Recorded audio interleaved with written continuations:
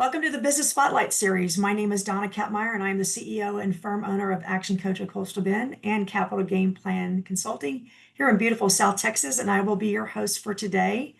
I am very excited to have our special guest, Luis Escobar, on our show. Luis is the president and CEO of VenturePoint Everywhere, and today we're going to speak with him about his journey to get to where he's at today and the challenges and successes of owning and operating a business. If this is your first time on our channel, please be sure to like and subscribe so you can get notifications when we publish new content. Well, Luis, welcome to the show. It's great to have you on. Thank you. Thank you, Donna, for inviting me. You are quite welcome. Well, Luis, let's go ahead and get started by having you take a moment to share a little bit about your business and how your journey began. Well, yes, I am a Mexican entrepreneur at the beginning. I had the last business that I had in Mexico was a direct marketing agency with some success. Well, we were like the 13th agency in Mexico with more than 350 employees. In 2002 and 2004, I was tried to be kidnapped twice. And because of that, we decided to come to United States to have my family raised in a secure place. So because of that, then I moved to San Antonio and I invest all my money in real estate without any knowledge and any advice. That's the worst thing I ever had. However, it helps me a lot because the real estate part in my life is now important for what I am doing. And when I decided to stop doing that, and I think to myself, I need to do what I know how to do, that is a direct marketing agency, is when I decided to open an office. And when I tried to open an office, I found out that it was very complicated to have an office in the United States and very expensive. So I say, wow, I can't believe that all the Americans are that millionaires, and I cannot do it. So then I decided to switch my mind, and I begin to find out that there is a niche that people, they don't have how to start a business without the help of an office. So then I decided to do the other way around, and then I create VenturePoint. In 2008, I opened my first location, and that's where I start up to now that we have 5 locations in San Antonio. Fantastic. So a lot of lessons learned there in trying to navigate being in a new country. So well done on taking a different path. So let's talk about some of the mistakes. So along your journey of where you're at today, what were some of the biggest mistakes that you made, and what did you learn from them? Well, obviously, as I told you, I think that the biggest mistake that I made was trying to go into a different industry that I don't know, because everybody was talking about real estate in San Antonio and so on. Then I was contaminated by that energy and enthusiastic that there was in town. But my condition is that I didn't know anything about the real estate in the United States. And not only that, I had the disadvantage of the culture part. And because I am Mexican and I had that Mexican way of doing business that is very different than the way to do business in the United States. So that's I think that the first big mistake that I made. The second mistake is that I never be very open to have how you say, a good guidance and advisor in my business, and it took me more time to get where we are right now. Gotcha. So I think that those are the biggest mistakes that I make. That's why nowadays I told everybody, do what you feel with passion, because that's something that anyway you are going to find out the way to do it. And it's not money. That's the other thing. That is not money that moves you. It should be something that you feel like a passion. Well said. It's got to be a burning desire in your gut. Love that. Yes. So let's talk about your business today. What are some of the biggest challenges that you face in the market today? Well, I think that the biggest challenge that we have right now is the misconception of how to use the co-working space and virtual offices. The part of the private office spaces is easy to understand because, believe it or not, even though that we are in the AI era, the people they don't understand what means a virtual office or how to take the most advantage of a co-working space. Mm-hmm. The virtual office is something that nowadays is very common and the best solution and tool for all every entrepreneur, because now you have an office here in this phone, in this device, and the only thing that you need the real space, the physical space, is when you are going to have a meeting with someone, or when you don't find a place where to focus, or even better, where to have creativity and where you can inspire for innovation. Because one of the things that I find out is that almost all the best ideas that we have, actually, they are not in the work environment.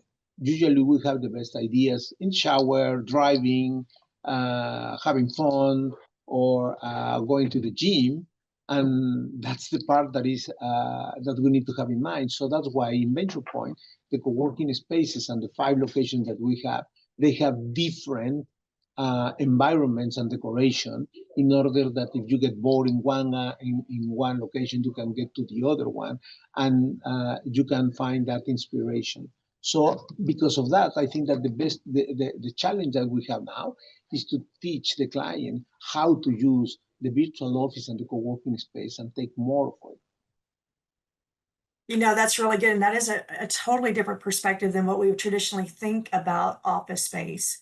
So what a Yes. great opportunity. And you know, there's been a shift to move back, into, in the working environment versus being virtual.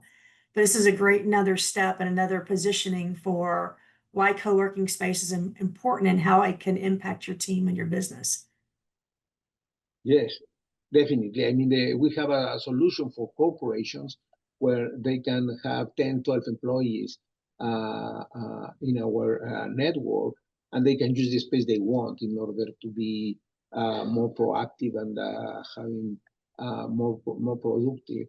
And the company, they have the ability to use any of the conference room that we have in the 5 locations, so they can have meetings and they can get together. So at the end, the corporate membership is a very good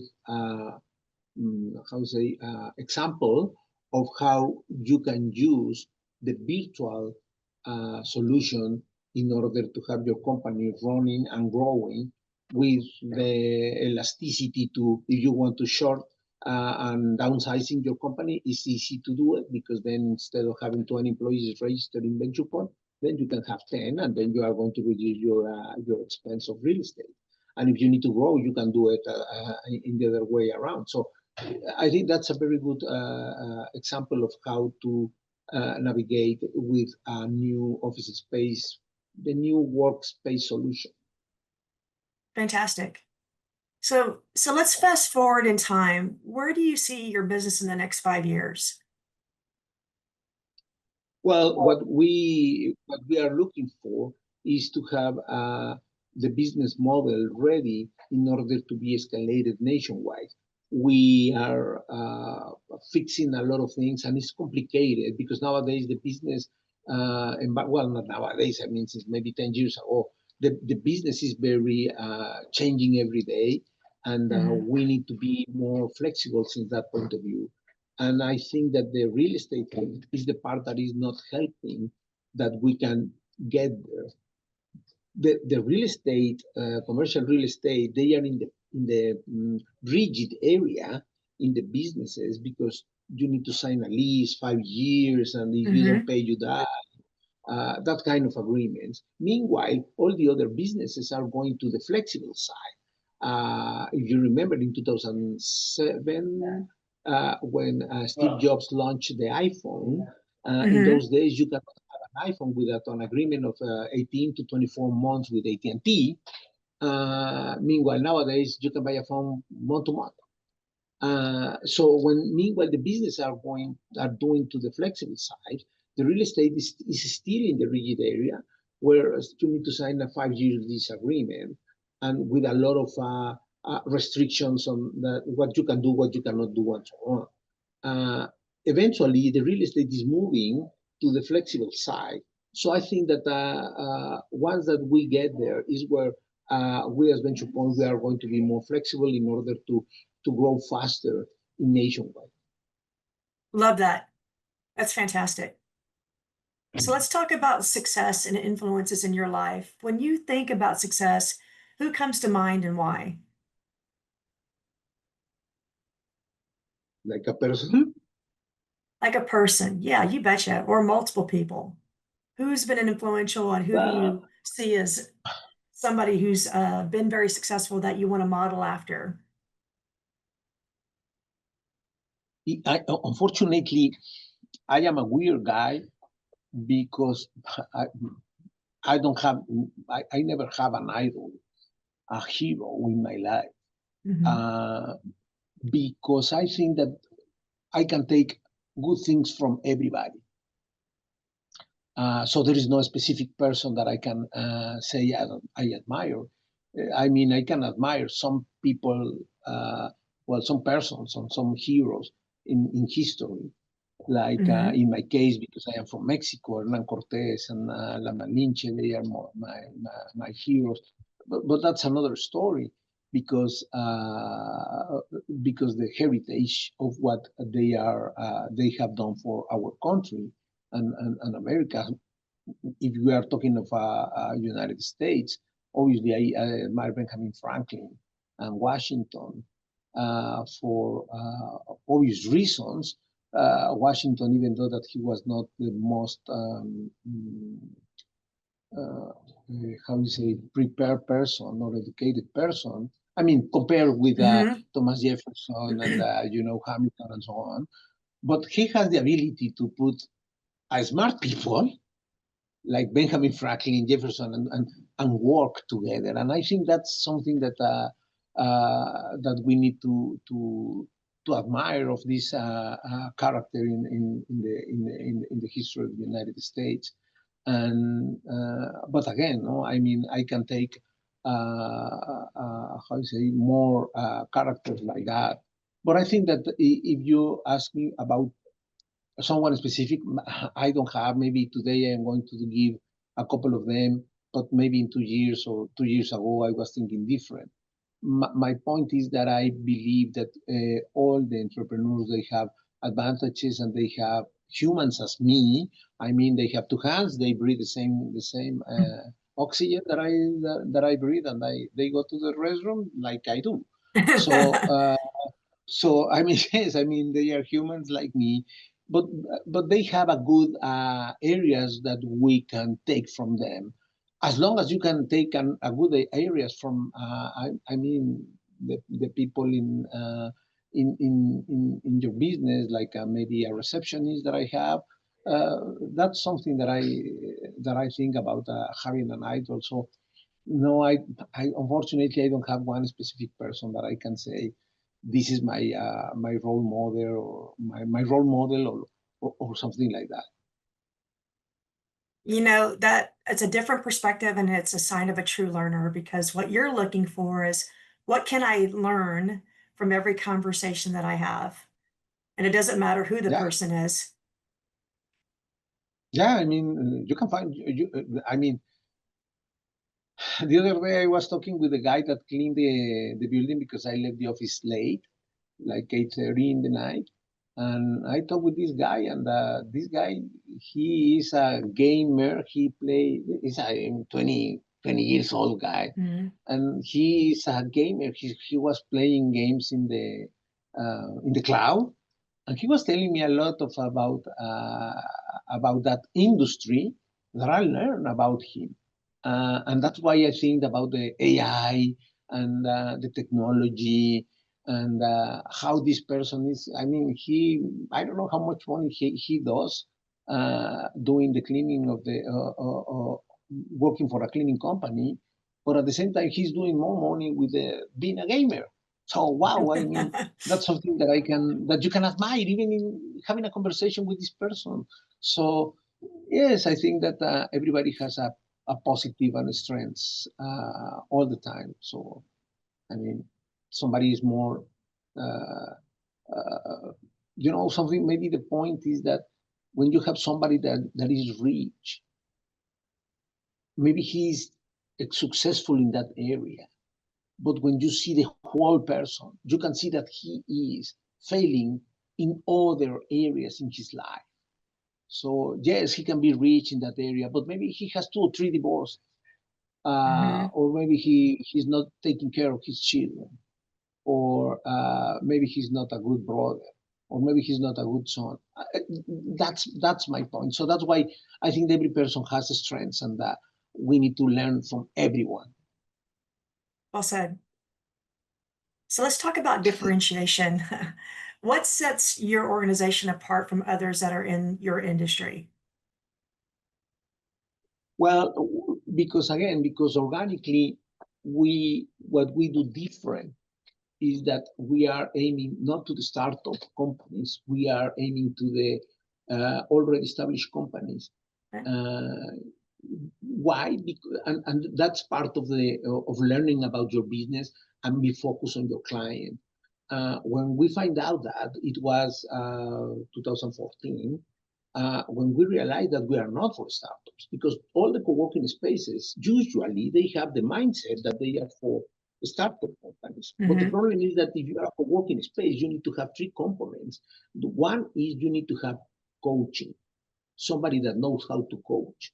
You need to have advisors, and then you need to have access to capital to help them to do that. That's what a startup and incubator has.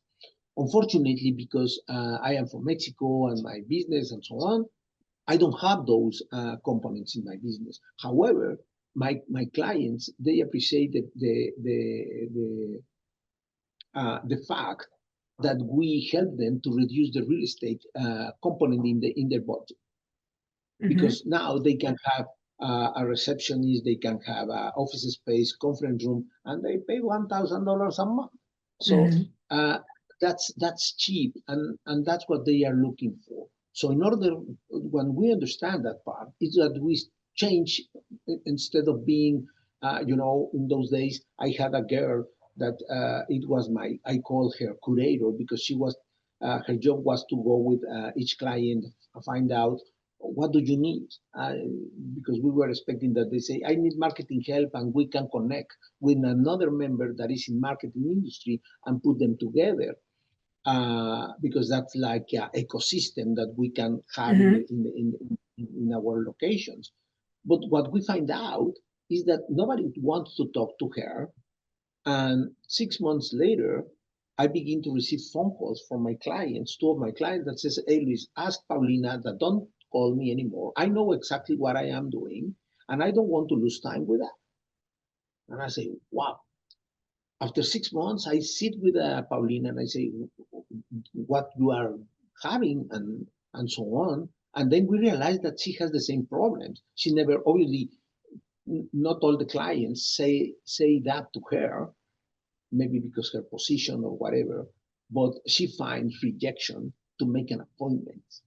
So then I had to say, well, we need to stop doing that, and then we need to change and focus more in how we can reduce the expenses for them. So then we have scan, we have the printers, and we have other tasks that we do automatically for my clients, like all the mail is scanned, so they have it digital in our locations, so they don't need to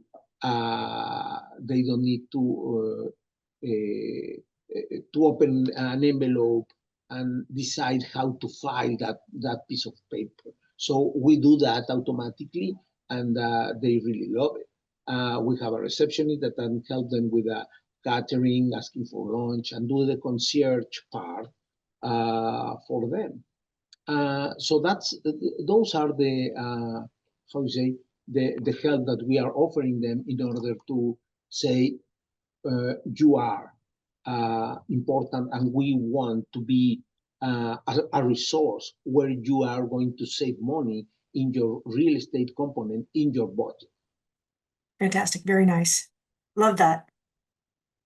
Let's go back. They say hindsight's 2020. If you could do this all over again, what would you do differently? Because I think that avoid the mistakes that I made.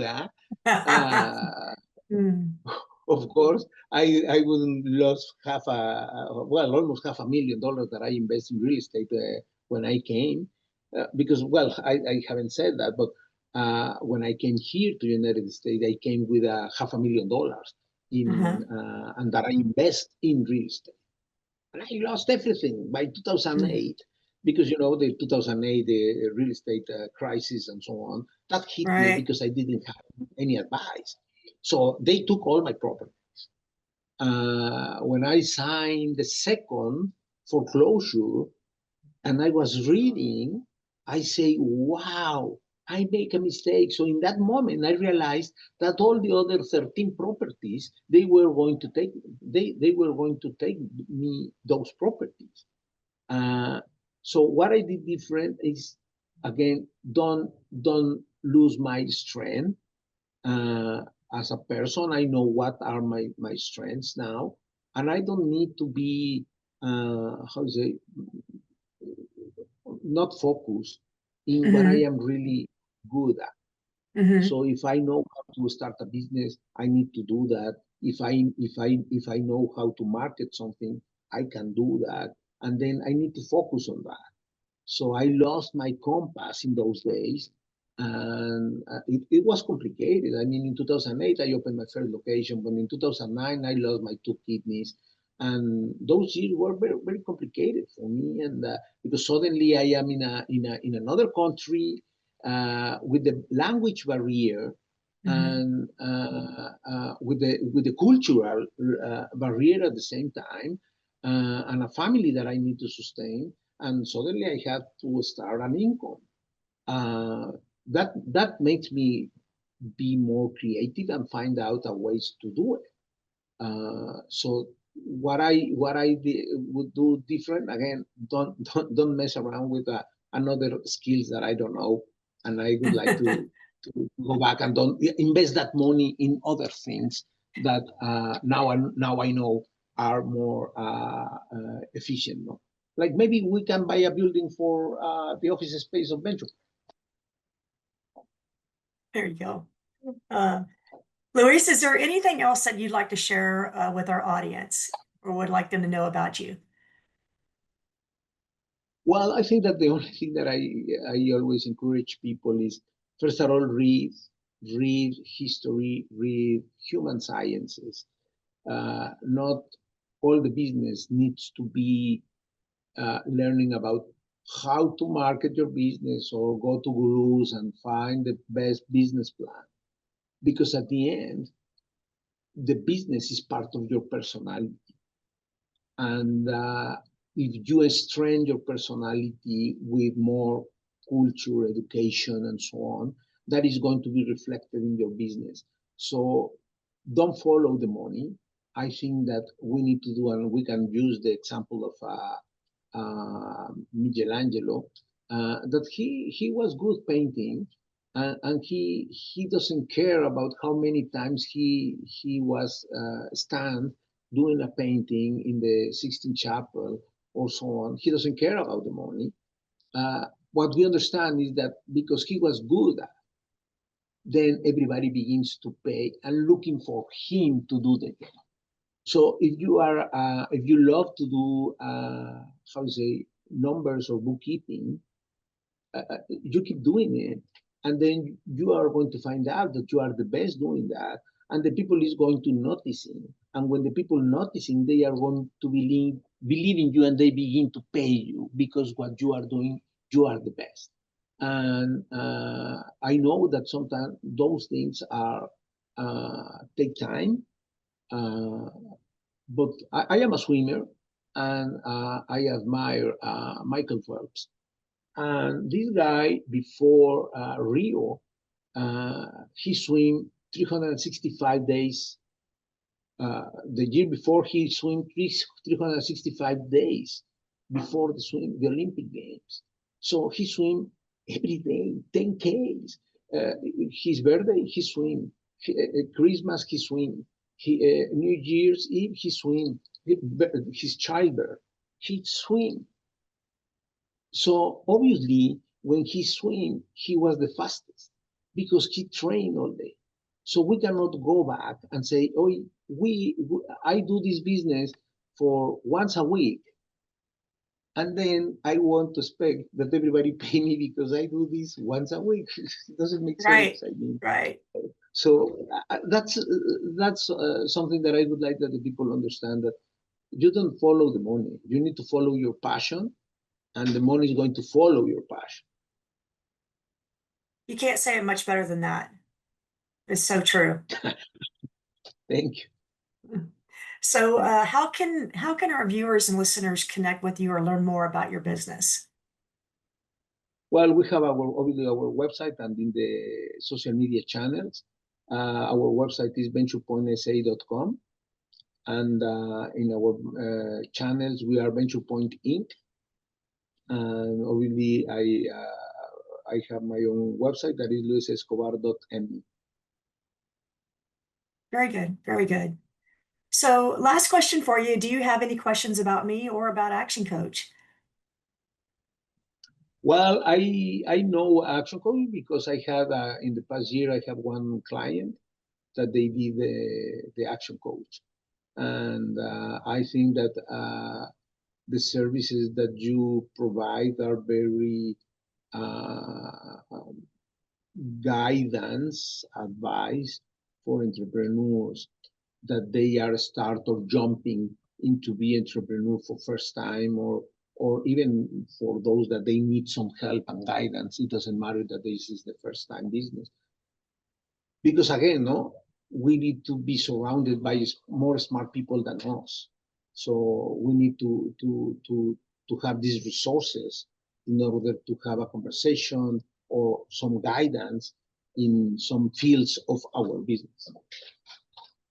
Thank you. Thanks for sharing that. I'm glad you're familiar with what we do, and that is, you can't say it better as surround yourself with the best people that you possibly can, and especially in areas that you're weak in, and they can be that person for you. And so, it sounds like you are checking those boxes. So you keep doing what you're doing. And Thank you. Louis, thank you for sharing your story. This has been fantastic, and I know that our audience will find this information very valuable.